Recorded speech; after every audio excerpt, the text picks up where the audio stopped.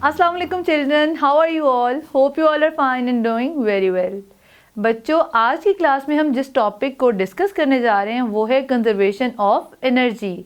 मतलब हम एनर्जी को कैसे बचा सकते हैं, हम एनर्जी को कैसे कंजर्व कर सकते हैं। Conservation of energy is very very very important term because हमारे पास जो एनर्जी के जितने भी अवेलेबल रिसोर्सेज हैं वो लिमिटेड अमाउंट में हैं।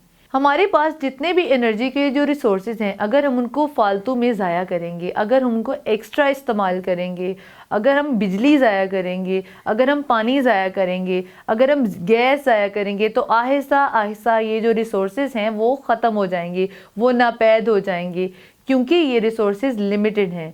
ये रिसोर्सेज बनते हैं over the period of million years.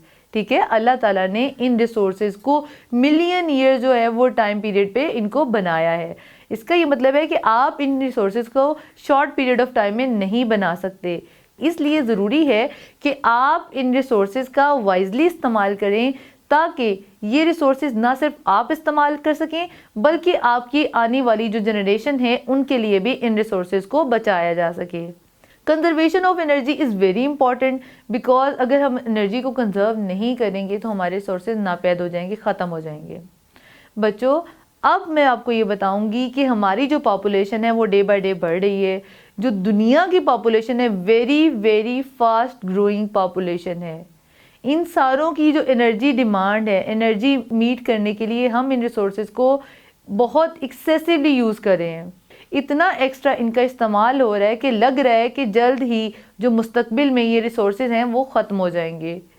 तो इन सारी चीज़ों को ओवरकम करने के लिए ज़रूरी है कि हम इन 3 स्टेप्स पे अमल करें। फर्स्ट ऑफ ऑल, हमें अपनी एनर्जी जो सप्लाई है उसके दरमियान और अपनी जो फैसिलिटीज़ हैं लाइफ की उनके दरमियान बैलेंस कायम करना होगा। मतलब हमें ज़्यादा से ज़्यादा एनर्जी को कंजर्व करना होगा। मैं आपको एक छोटी सी एग्जांपल देती हूँ। आप एक रूम में बैठे हुए हैं, सपोज़ करें वहाँ 4 लाइट्स लगी हुई हैं। अगर आपका गुजारा एक लाइट से हो सकता है तो आपके लिए ज़रूरी नहीं है कि आप चारों की चारों लाइट इस्तेमाल करें। अगर आप एक जगह पे नहीं बैठे हुए, वहाँ पे फ़ैन एक्स्ट्रा चल रहा है, तो आप उस फ़ैन को बंद करके एनर्जी बचा सकते हैं।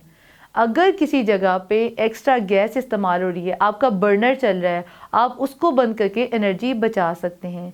मतलब कहने का ये है कि आपके इर्द गिर्द जितनी भी एनर्जी के रिसोर्सेज हैं, जो भी चीज़ें एनर्जी इस्तेमाल कर रही हैं, अगर आप उनको एक्सेसिव यूज़ होने से बचा सकते हैं तो आप उनको बचाइए ताकि एनर्जी को कंजर्व किया जा सके। आपकी फैसिलिटीज़ जो है लाइफ की उनके दरमियान और आपकी एनर्जी सप्लाई उनके दरमियान बैलेंस होना चाहिए। दूसरा ये है, आपको ये करना होगा कि लोगों में अवेयरनेस फैलानी होगी ताकि वो एनर्जी को वेस्ट ना करें। थर्ड वन इज़ ये कि आपको ज़्यादा से ज़्यादा और एनर्जी के जो सोर्सेज हैं उनको डिस्कवर करना होगा ताकि आपकी बढ़ती हुई एनर्जी की डिमांड को मीट किया जा सके।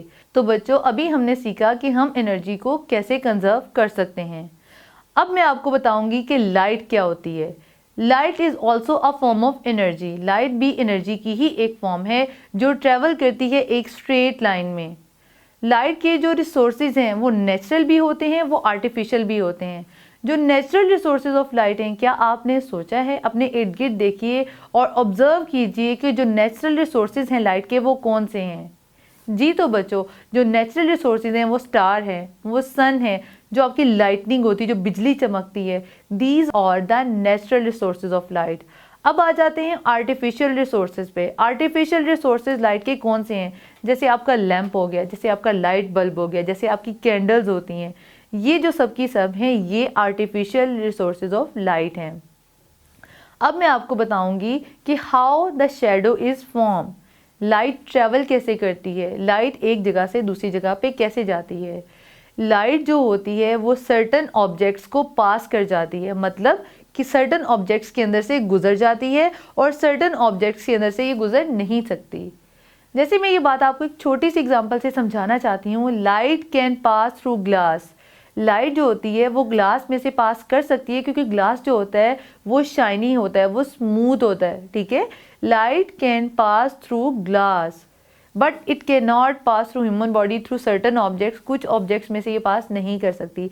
जैसे आप एक टॉर्च लाइट लें, उसके सामने आप एक ग्लास रख दें, ठीक है, तो लाइट जो है वो स्ट्रेट लाइन में ट्रैवल करेगी, ऑल डायरेक्शन में फैल जाएगी, फिर वो ग्लास से टकराएगी और उसके अंदर से पास कर जाएगी।